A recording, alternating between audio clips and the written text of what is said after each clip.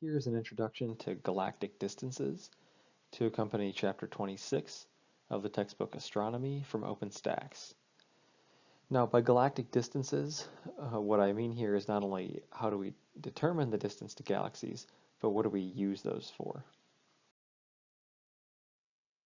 So when we look out in the universe, let's say the Hubble Ultra Deep Field, how do we know how far away each of these objects is? So for instance, let's just pick one. When we see that particular galaxy, we can see it well. Does that mean that it's super bright or that it's close to us? I mean, you can see that there are some galaxies tucked away behind it, so obviously it's not the furthest thing away. But in general, how would you know if it's just large and bright versus closer? So for this, we need to use the cosmic distance ladder. So there's no one tool that gives you distances to any point in space. What we have to do is we have to piece these together, and they overlap. I'll explain more what these mean in a moment, but for instance, we have parallax that gets us distances within the nearby Milky Way. This overlaps heavily with things called Cepheids, so these are variable stars, they're variable in brightness. So we have parallax is quite accurate and close. Cepheids are in the same region, and thankfully we can see Cepheid variable stars in nearby galaxies, so we can then map between the Cepheids basically cover this distance scale, so they overlap. So we can calibrate Cepheids with parallax, which is high precision, and we can then use it for nearby galaxies. And then nearby galaxies, these host things called type 1a supernovae. These are standard candles, so a standard brightness object. And we can see type 1a supernovae for distances and galaxies basically throughout the observable universe. So we have a way to kind of piece these things together. So what is parallax? The basic idea is that you observe an object when you're at one point in Earth's orbit and at another point in Earth's orbit. We know the distance between these two because we know the distance from the sun. So we have the base of a triangle. We can look at an object and we can use some nearby stars like a pivot point kind of, and we can see where it appears that distance star has shifted relative to our nearby star. And so we can get basically the angles of a triangle, and we have one side. And if you have the angles of a triangle on a side, then you get the distance, right? You get the height of the triangle. So it's just using trigonometry. So then the next link, major link in the distance ladder are variable stars.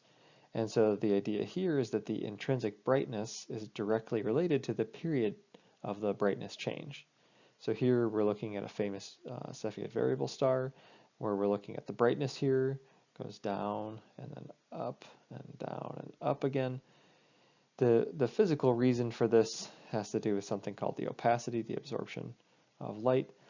But the physical reason doesn't actually matter. The point is that for these nearby Cepheid stars, ones in the Milky Way, we can get the distance with this parallax technique. We can measure the period, so that the time between peaks in brightness, and there is a nice relationship between these. And so then we can take Cepheids that are further away where we can't do parallax, and we still know the distance because we've calibrated the relationship closer by with parallax. So then we have type 1a supernovae, which are in this region where the Cepheids are, so we can calibrate the distance to type 1a's using the Cepheids and use the type 1a's further away. So what you have here is one or more exploding white dwarfs. It's still a bit open question. The point is that you have some peak in brightness and then a decay over many days. And the peak in the brightness is related to the decay timescale. So what's happening here is in this explosion, you make a whole bunch of nickel-56. It undergoes radioactive decay. There's typically the similar amount of nickel-56 in these, so we know roughly how bright they should be. But in any case, also the more nickel-56 you have, the higher the absorption of light is. There's the greater opacity. You have to absorb more light, and so that stretches out the brightness. And so we can basically use this information about how wide the curve is to figure out exactly how intrinsically bright it is. And if you know how bright it is intrinsically, you have the observed brightness, and then that gives you the distance. And so we can piece these things together. They're kind of like shingles on a roof, is probably a better analogy than a ladder. Okay, so we can also get distances to objects using galaxies. So for this, we need to do a little bit of introductory physics. We need to consider two opposing forces, so gravity and centripetal acceleration. So gravity is pulling inwards, and centripetal acceleration is kind of pulling outwards. It's similar to if you're going over a hill on a roller coaster, how you feel like you're being pulled up away from the roller coaster, and yet gravity's pulling you back towards the Earth. That's kind of what's happening when you have an object orbiting another one. So for instance, like a star orbiting the center of a galaxy. So when we want to solve for the mechanics of this, we need to set the two forces equal to each other because they're balanced. So we have our centripetal acceleration, or our centripetal force, is equal to our gravitational force. The centripetal force is the mass of an object times its orbital velocity squared, divided by the distance between the center of gravity, so for instance the center of a galaxy and the star. That's going to be equal to the force of gravity, so we have a scaling constant. This capital G is called Newton's G, or the gravitational constant. So that times, again, the mass of our object, times big M, that's the mass of kind of everything attracting our little mass. So for instance, the mass of the galactic bulge would be sort of close enough here, kind of, even though really it's going to work out to be mostly the mass of the whole galaxy. And again, this is divided by the distance squared, so this is the distance from the center of the galaxy to the star itself. So we don't need to worry too much about all the details, but you can see that the orbital velocity is going to be proportional to the square root of the mass of the galaxy. And so if our orbital velocity is proportional to the mass of the galaxy, well, the mass of the galaxy is also proportional to the luminosity, because the more mass you have, the more stars you have, the brighter it is. And you may remember from our introduction to redshift lecture that we can look at a spectral line in an object, and rotation is going to lead to spectral line broadening. So if we expected a spectral line at some wavelength, and then it's broadened from that, the width here depends on the velocity, and really so it depends on kind of the rotational velocity. And so what does that mean here? That means we can look at the width of a spectral line. That'll give us the rotational velocity. That'll give us the mass, which gives us the brightness of the galaxy.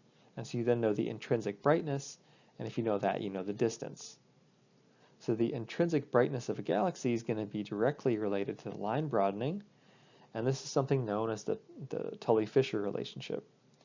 So this is shown for several galaxies here, and you can see that it's not a perfect relationship, but it's roughly linear.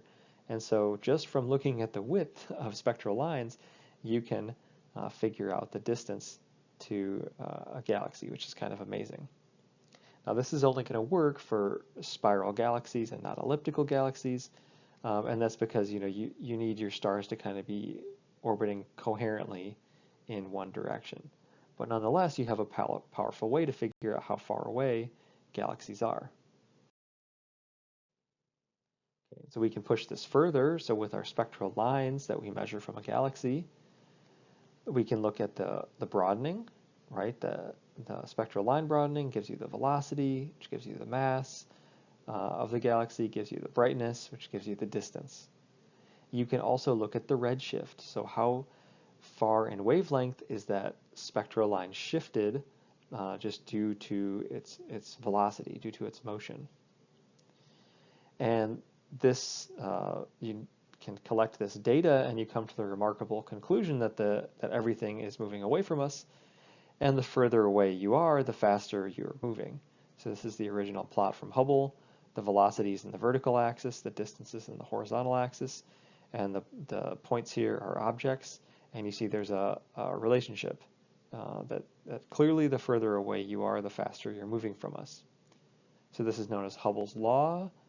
We talked about this in the Introduction to Cosmology lecture, and so the recession velocity is equal to Hubble's constant times the distance to us. And the modern day Hubble constant is around 20 kilometers per second per megalight year. Now, it's actually not constant at all. It's changing over time. But if you want to learn about that, you need to take a upper level astronomy course because it gets a little bit complicated. If you want to know, why do objects further away from us move faster from us? That one we covered in the Intro to Cosmology lecture, and just basically rehashing this. If you have a volume that expands in size, for instance, doubles in size in some amount of time, the objects that start out further away are going to double in distance from you. So are the objects that start out closer, except for if you double a small number, that's less distance than doubling a big number. And so you cover more distance in time if you start out further away. That's kind of the hand-wavy explanation for this Hubble's law. But nonetheless, this is great. Then we can use our galaxies, and this is done to map the cosmology of the universe.